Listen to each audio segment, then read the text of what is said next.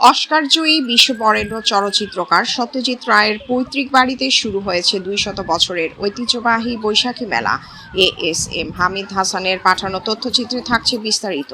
কিশোরগঞ্জের কটিয়াদীর মসুয়া গ্রামে আবারও শুরু হয়েছে প্রায় ২০০ বছরের ঐতিহ্যবাহী বৈশাখী মেলা। বাংলা সংস্কৃতি, ইতিহাস ও লোকজ ঐতিহ্যের অন্যতম এই মেলাকে ঘিরে ইতিমধ্যেই পুরো এলাকায় তৈরি হয়েছে উৎসবমুখর পরিবেশ।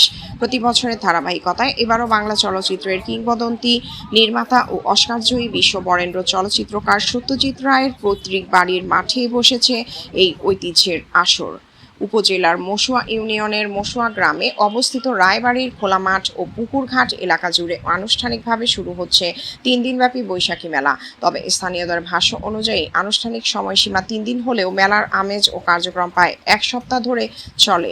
মেলার নির্ধারিত মাঠ জুড়ে সারি সারি দোকান বসেছে।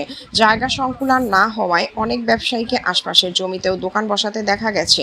মেলায় মাটির পুতুল, হাঁড়ি, পাতিল, খেলনা, তৈজসপত্র, কসমেটিক্স, কাঠের তৈরি বিভিন্ন সামগ্রী সহ নানা ধরনের স্টল বসেছে। শিশু কিশোরদের বিনোদনের জন্য নাগরদোলা, চরকি ও বিভিন্ন খেলনার আয়োজন করা হয়েছে।